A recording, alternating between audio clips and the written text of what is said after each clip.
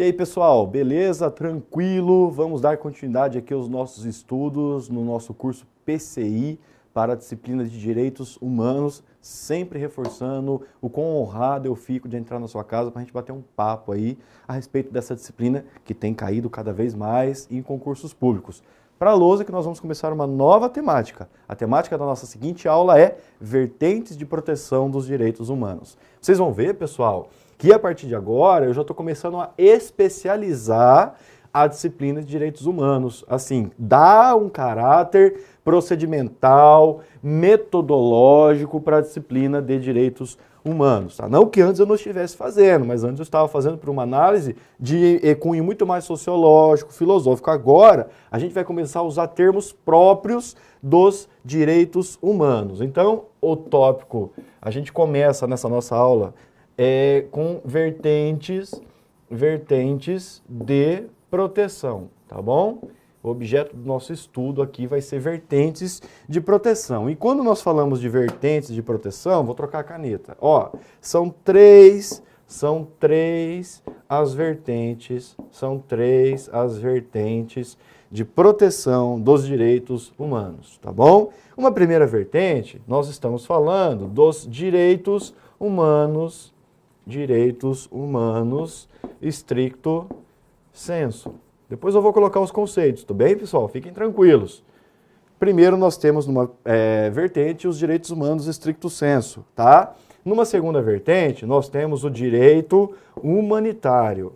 Direito humanitário. Rafael, direitos humanos é diferente de direito humanitário? Sim, pessoal, muito cuidado com as terminologias, tá bom? E numa terceira vertente, nós temos o direito dos refugiados, tá? São as três vertentes de proteção dos direitos humanos. Direitos humanos estricto sensu, direito humanitário e direito dos refugiados. Vem aqui comigo que agora eu vou explicar. Você vai conceituar aí no seu material. Não vou colocar na lousa porque não cabe. Você coloca o seguinte, ó, os direitos humanos estricto sensu, pode aparecer no seu concurso também, direitos humanos em sentido estrito, são os direitos humanos que se aplicam para a situação em geral, fornecendo, inclusive, regras subsidiárias para as demais vertentes de proteção, as outras duas que nós colocamos aqui na lousa, tá bom?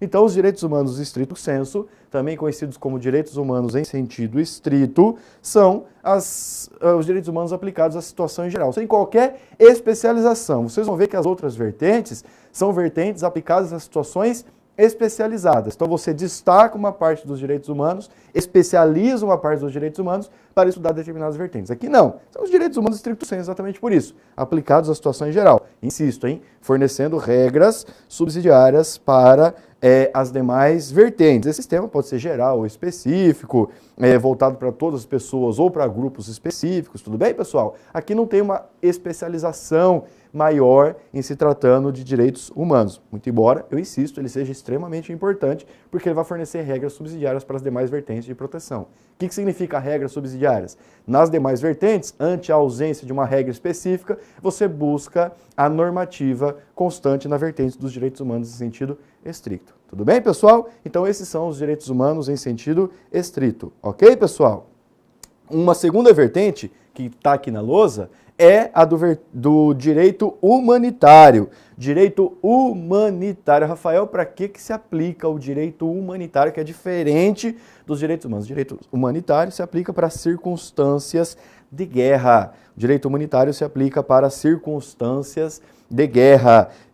São normas de origem, coloque aí, convencional ou consuetudinária. O direito humanitário se aplica para circunstâncias de guerra, são normas de origem convencional ou consuetudinária. Rafael, que expressões difíceis. O que é uma norma de origem convencional? O direito convencional é o direito positivado, é aquele constante em tratados, em declarações. Por sua vez, o direito consuetudinário é o direito costumeiro, tá bom? Os costumes são uma importante fonte do direito internacional, dos direitos humanos e, como não poderia deixar de ser, do direito internacional dos direitos humanos, ok? Então, O direito humanitário se aplica às circunstâncias de guerra. Tanto é verdade, pessoal, você pode colocar aí para complementar. As Nações Unidas chamam o direito humanitário de direito dos conflitos armados. Direito dos conflitos armados. Ok, pessoal? O direito humanitário se aplica às circunstâncias de guerra.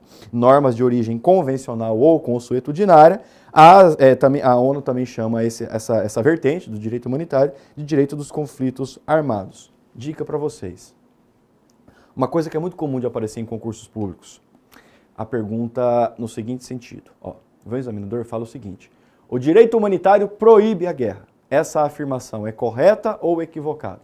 Vou perguntar de novo. O direito humanitário proíbe a guerra. Essa afirmação é correta ou equivocada? Meus amigos, muito cuidado. O direito humanitário não proíbe a guerra.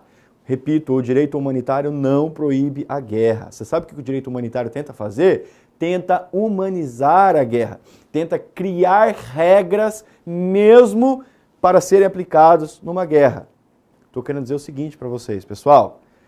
Você pode guerrear. Veja, o conflito, a beligerância faz parte da evolução humana. Desde que o mundo é mundo, desde que o homem é homem, o homem está arrumando confusão com o seu próximo, com algum povo, com alguma tribo, com outro país, etc. Então, o direito à guerra, você não consegue proibir. O direito à guerra, eu poderia dizer assim, que ele faz até parte da natureza humana. Agora, você não pode guerrear do jeito que você melhor entende. Você precisa criar certas regras na intenção de humanizar a guerra. Estou querendo dizer o seguinte, você não pode atacar, por exemplo, só para você entender o que eu estou querendo dizer. Você não pode atacar um hospital. Vai ter um hospital que está cuidando dos feridos de guerra, por exemplo. Você já imaginou que covardia você ir lá despejar um monte de bomba em cima de um hospital, de um carro, de uma ambulância da Cruz Vermelha, por exemplo? A coisa é uma covardia. Já imaginou você tratar um prisioneiro de guerra, você escravizar um prisioneiro de guerra, você submeter ele a experimentos científicos? Veja, então, a guerra em si não é proibível. A guerra é humanizável. Tudo bem, pessoal? A guerra é humanizável, no sentido de que ela ocorra de uma maneira menos brutal possível. Você tem que garantir, por exemplo, um outro exemplo, como a gente pode desenvolver as ideias. Bom, tem uma determinada localidade, a coisa está pegando fogo ali, tem um determinado grupo guerreando, certo? Guerra convencional, etc. Você tem que garantir, por exemplo, que a população civil, mulheres, crianças que estão naquela localidade, elas sejam retiradas com segurança do lugar beligerante, entenderam? Para que fiquem só o cenário militar, para que fiquem só aqueles que estão guerreando em si, entenderam? Por quê? Porque é uma decorrência do direito humanitário. Tudo bem, pessoal? E mais uma terceira vertente, portanto, a gente já viu os direitos humanos em sentido estrito. Repito, se aplica a situação em geral, fornecendo regras subsidiárias para as demais vertentes. O sistema que pode ser geral ou específico, isto é voltado para todas as pessoas ou apenas para grupos específicos. Estou falando rápido porque eu estou apenas recapitulando, tudo bem? Direito humanitário para circunstâncias de guerra, ok? Normas de origem convencional, isto é, positivadas ou consuetudinárias, isto é, costumeira, também conhecido pela ONU como direito dos conflitos armados, e o direito humanitário não proíbe a guerra, ele visa humanizar a guerra, ok? E por sua vez, você vai colocar no seu material de apoio o direito dos refugiados. Direito dos refugiados que trata da garantia de asilo e refúgio. A gente fala isso um pouquinho dentro da parte de direitos humanos em espécie, tá bom? Vou repetir, o direito dos refugiados se aplicam a questões relativas à garantia de asilo e refúgio. Inclusive, nós temos, por exemplo, a Acnur, né? O Alto Comissariado, Acnur, A-C-N-U-R, Acnur, Alto Comissariado das Nações Unidas para Refugiados. Nós temos o Estatuto dos Refugiados. Tudo bem, pessoal? Mais uma dica aqui a respeito dessas vertentes de proteção.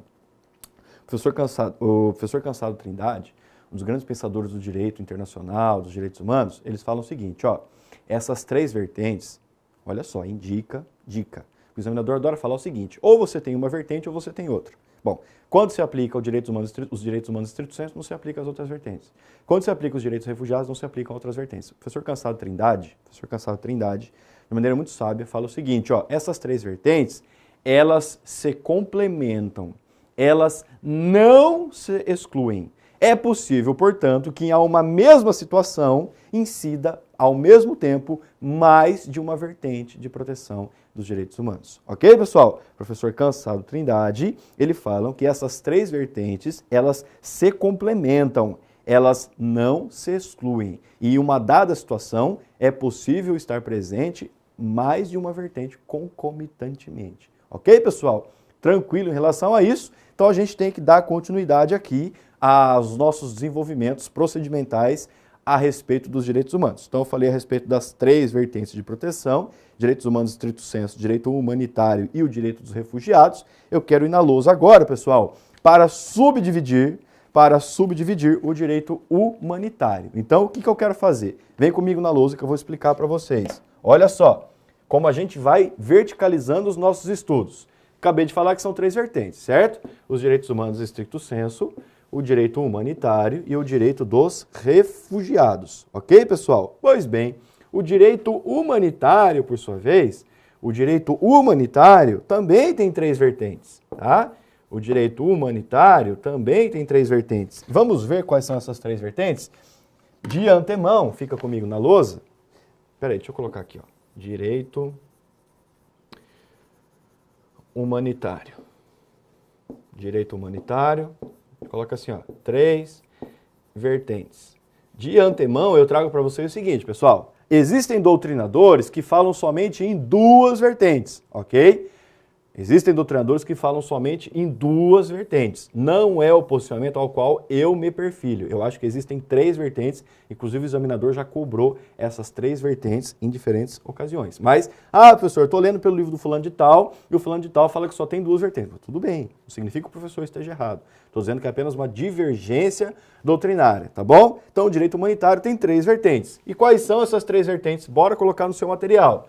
Direito de Genebra, direito de Genebra, direito de Genebra.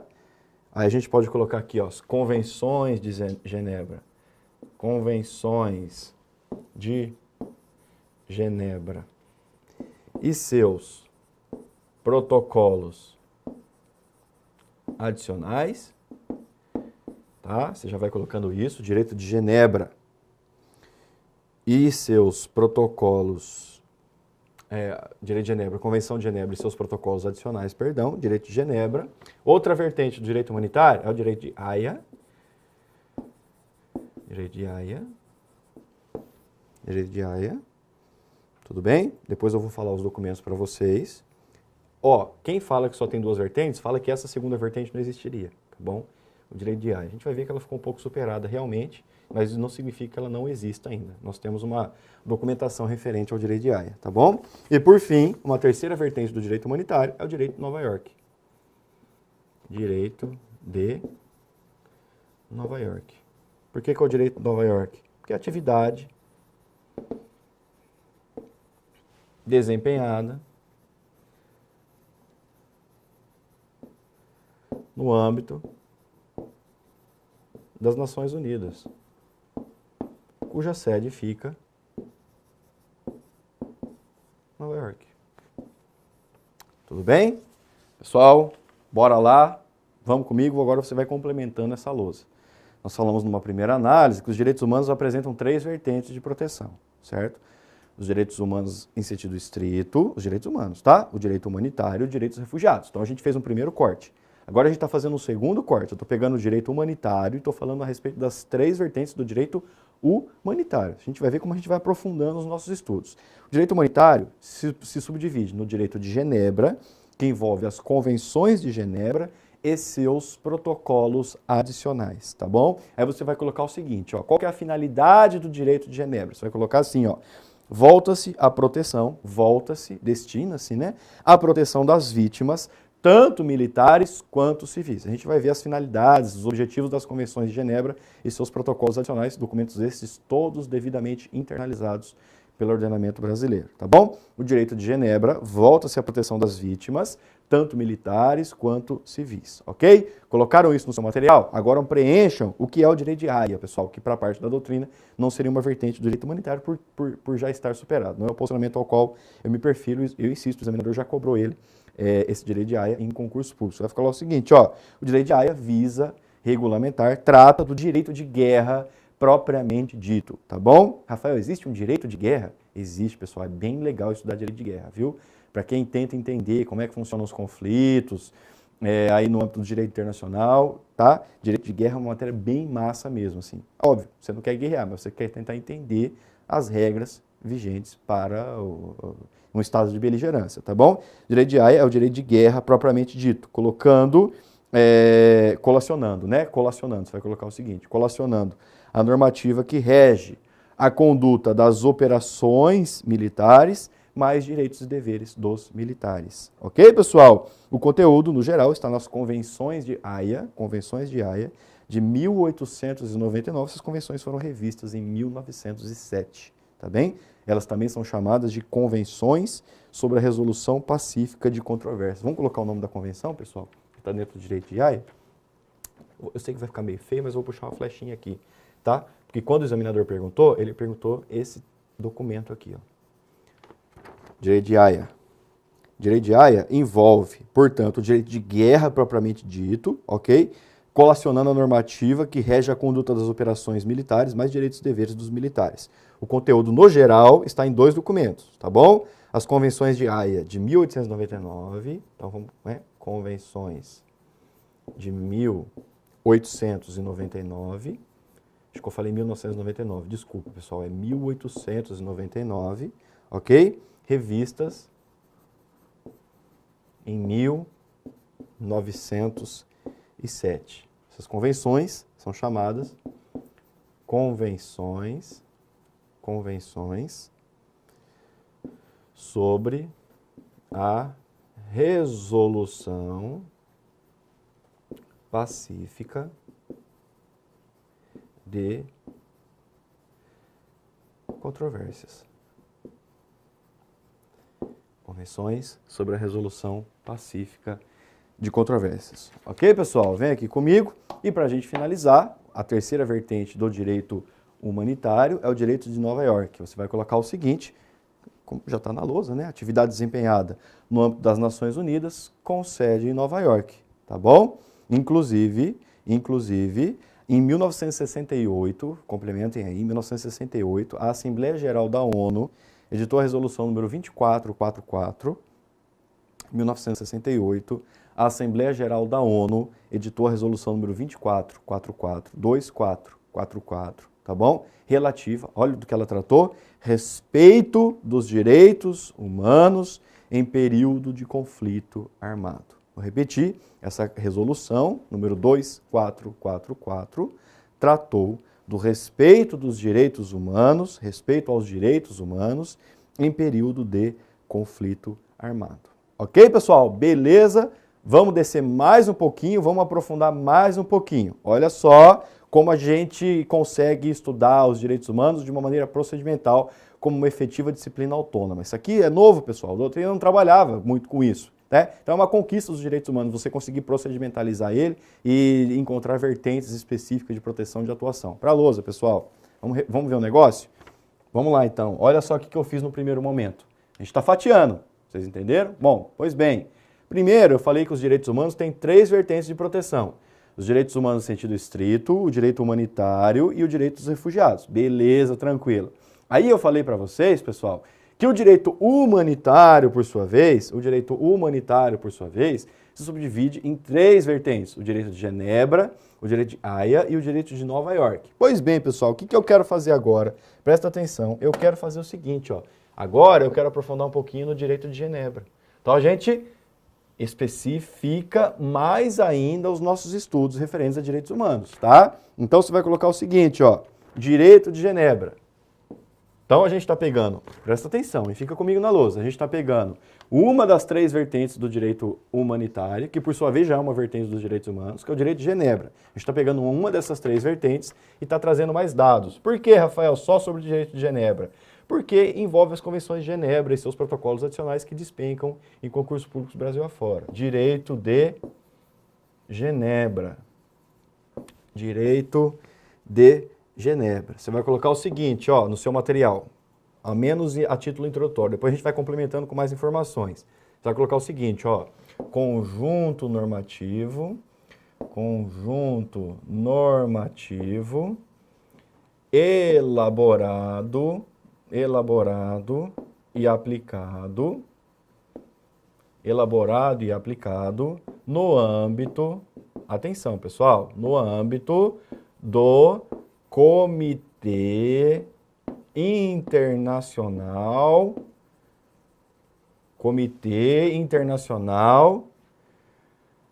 da Cruz Vermelha. A Cruz Vermelha. Comitê Internacional da Cruz Vermelha, tá bom, pessoal? Que, inclusive, é uma organização humanitária suíça com personalidade jurídica internacional que atua em Genebra. Tudo bem? A Cruz Vermelha, uma organização humanitária suíça que tem personalidade jurídica internacional. Tá? Então, é o conjunto normativo elaborado e aplicado no âmbito do Comitê Internacional da Cruz Vermelha. Tá bom? E o que nós podemos falar aqui dentro do Direito de Genebra? Continua comigo na lousa. Nós podemos falar aqui no Direito de Genebra. Deixa eu trocar a cor da caneta para ficar massa o nosso material. Olha só. O que a gente pode falar aqui no Direito de Genebra? A gente pode falar da primeira convenção de Genebra. Olha como os direitos humanos são sistematizados, pessoal. Nós podemos falar na segunda convenção de Genebra, tá? O que mais? Terceira convenção.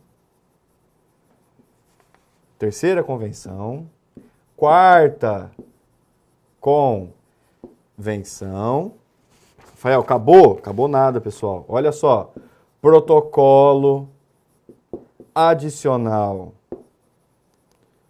1. Protocolo adicional 2. E mais recentemente, pessoal, não é todo livro que trata disso, porque é um protocolo assim um tanto desinteressante em termos de conteúdo, mas a gente tem que mencionar o protocolo adicional 3. Tá bom, pessoal? Então, nós estamos falando, portanto, do direito de Genebra, tudo bem? O direito de Genebra nada mais é do que o conjunto normativo elaborado e aplicado no âmbito do Comitê Internacional da Cruz Vermelha, provavelmente conhecido apenas como Cruz Vermelha. Tá bom, pessoal? Organização humanitária suíça com personalidade jurídica internacional. Tá bom, pessoal? Bom, pois bem, quais são os documentos que fundamentam, que embasam o direito de Genebra? São fundamentalmente 4 convenções, mais 3 protocolos adicionais. O Brasil, pessoal, vocês podem colocar aí, o Brasil ratificou as 4 convenções em 1957 e os 2 primeiros protocolos adicionais em 1993.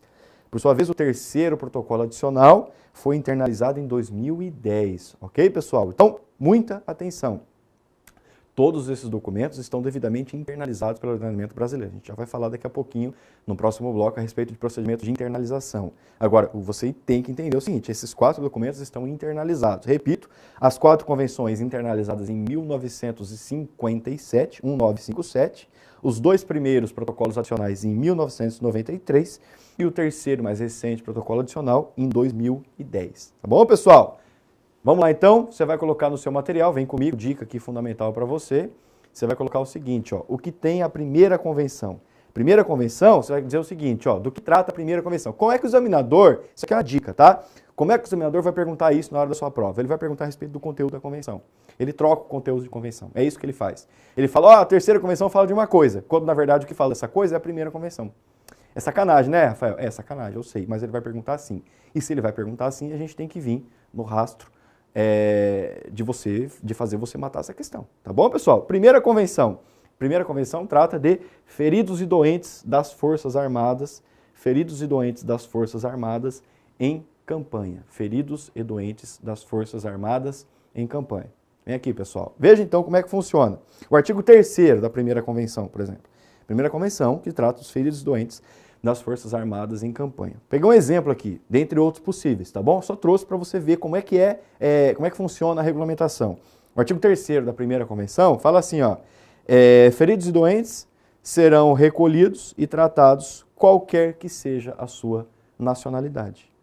Feridos e doentes serão recolhidos e tratados qualquer que seja a sua nacionalidade. Artigo 3º. O outro artigo, o artigo 19.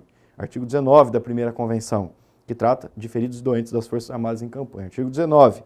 Estabelecimentos fixos imóveis de saúde não poderão ser atacados. É aquilo que eu falei para vocês, você não pode atacar uma ambulância, você não pode atacar um hospital. Tudo bem, pessoal? Que está lá cuidando dos moribundos, dos inválidos. Beleza, pessoal? Essa é a primeira convenção. O que trata a segunda convenção? Você vai colocar o seguinte, ó. A segunda convenção protege feridos, a segunda convenção protege feridos, doentes e náufragos das Forças Armadas no mar.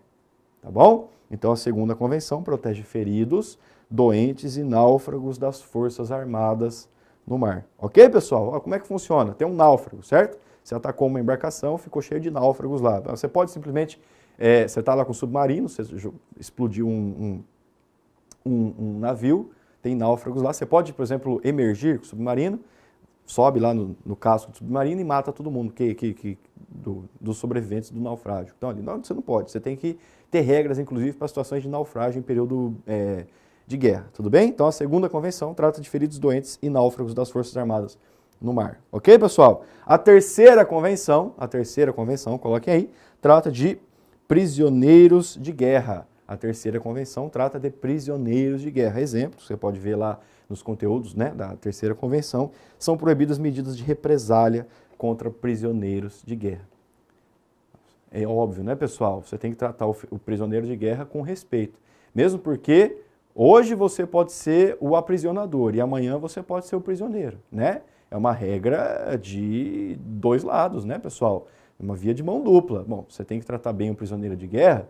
Vamos supor que o jogo vire e você vire o prisioneiro. Então, né, se você começar a iniciar um ciclo do mal, de vingança, ó, nesse sentido, você não vai fazer prisioneiro de guerra. Você vai fazer cobaia humana, você vai fazer escravo, esse tipo de coisa. Prisioneiro de guerra deve ser tratado com urbanidade e respeito. Tá bom, pessoal?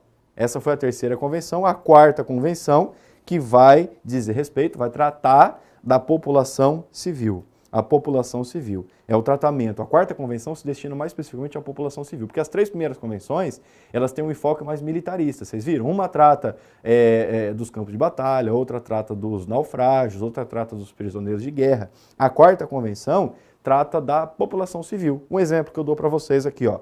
As partes beligerantes devem estabelecer normas de segurança para feridos, doentes, velhos e enfermos. Tá bom? As partes beligerantes devem estabelecer normas de segurança para feridos, doentes, velhos e enfermos. Bem? Direito à saída da população em zona de conflito. Eu já até adiantei isso para vocês. Uma zona que esteja ocorrendo um conflito armado, ó, você tem crianças, feridos, mulheres, doentes, idosos, etc. Você tem que garantir que essa pessoa saia do direito ao conflito. Só fica na região quem quer brigar. Tudo bem?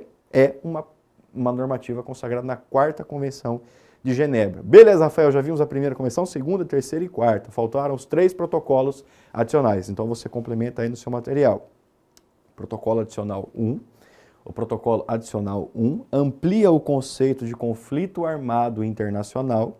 O protocolo adicional 1 amplia o conceito de conflito armado internacional, incorporando aqueles em que se luta contra regimes de dominação colonial ou racista. Ok, pessoal? O protocolo adicional 1 amplia o conceito de conflito armado internacional, incorporando aqueles em que se luta contra regimes de dominação colonial ou racista. O protocolo adicional 2 para conflitos armados não internacionais de alta intensidade entre forças armadas do Estado e grupos armados organizados ou forças armadas dissidentes, tudo bem? Vamos supor que um determinado território, pessoal, um determinado país, 20% das forças armadas se rebelam. Eles falam, a partir de agora a gente vai tomar o poder. Nesse caso, você também tem uma regulamentação pelo direito de Genebra, tudo bem, pessoal?